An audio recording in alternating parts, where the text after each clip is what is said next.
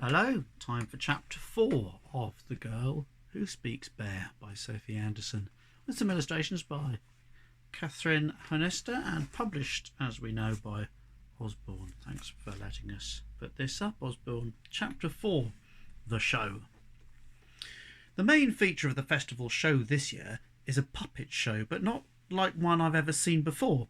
I helped to build the scaffolding behind the stage and I glimpsed some of the marionettes. They're bigger than real people, bigger even than me, and it takes 3 or 4 puppeteers to control each one.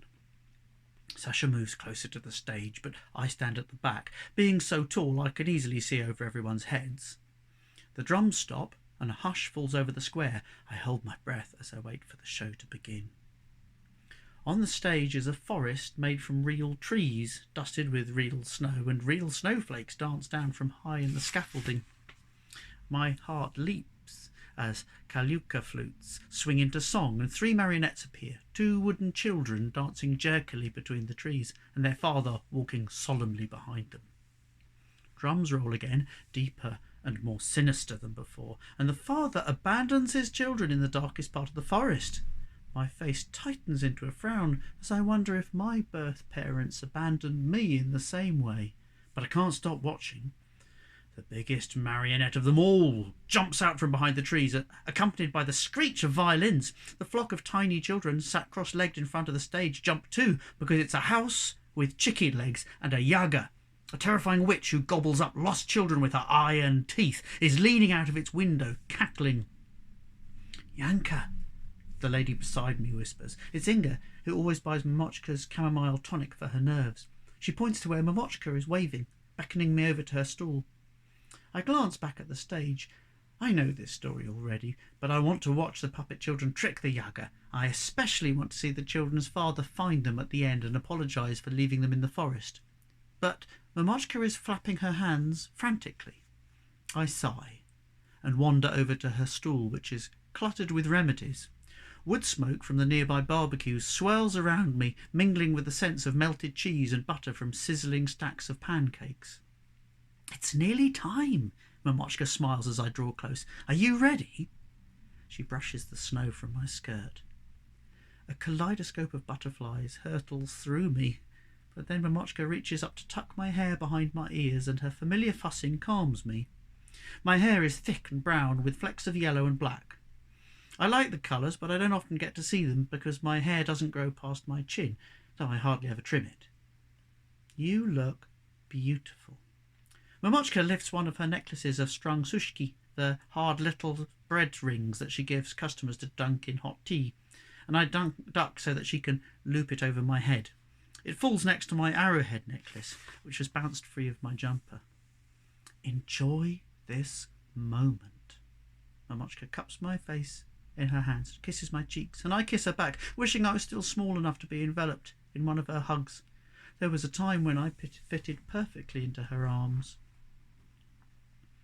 The crowd around the stage applaud the end of the puppet show. Music swells faster and louder. People surge towards us, and a bubble of babushkas, the grandmothers who organise the festival, jostle me across the square while singing loudly about the end of winter and the coming spring.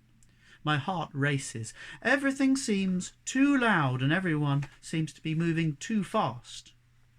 Winter looms above me, straw sticking out from beneath her blue dress. She has round pink cheeks and a wide smile drawn on her sackcloth face. "Lift her up," the babushkas sing. "Burn winter to bring on the spring." I wipe my sweating palms on my skirt, place my hands either side of the birch pole, and lift it into the air. It's heavier than I expected. I take a step back to balance myself.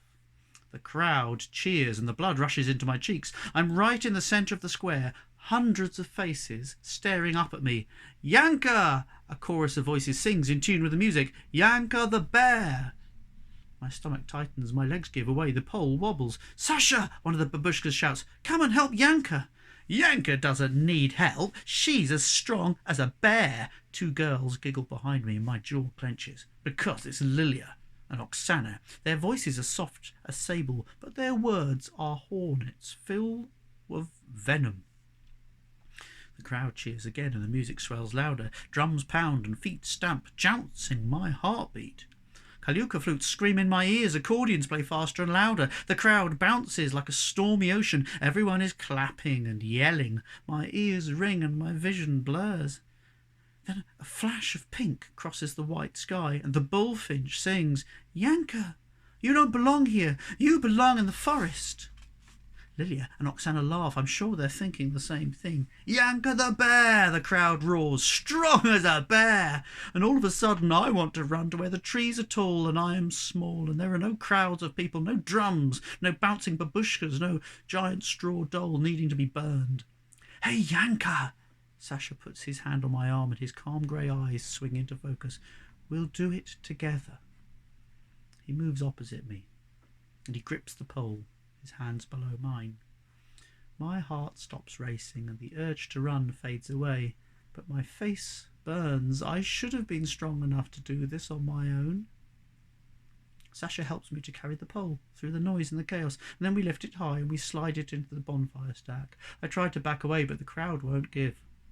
Smoke rises from the bonfire and flames lick up Winter's skirts. Just as the straw doll erupts into a towering blaze, a deafening crack echoes through the air. It takes a moment for me to realise it's the great frozen river. The ice is splitting. The water is starting to flow.